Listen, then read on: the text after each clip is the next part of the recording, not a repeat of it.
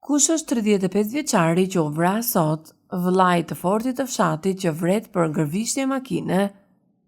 Albi Bushaliu është 35 vjeçari që u ekzekutua mëngjesin e sotëm në Peqin. Duket se kjo vrasje i ka rënje të thella në të kaluarën e viktimës dhe të vëllait të tij, Leonardo Bushaliu.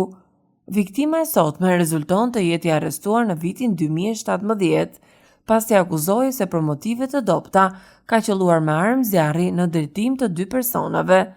Në atë kohë, Albi Bushaliu qëlloi me automatik në drejtim të VSH 57 vjeç dhe AB 38 vjeç, banues në Peqin.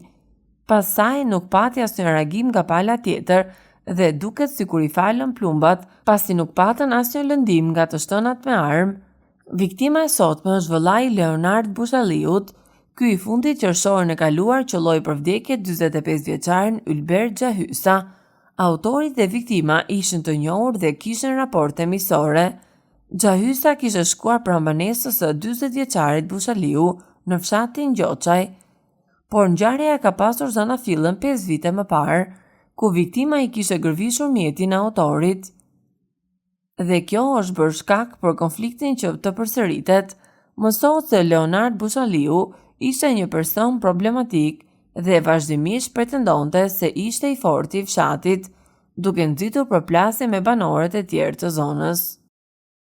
Mos harroni të bëni subscribe në kanalin tonë në YouTube Jeto Shëndetshëm.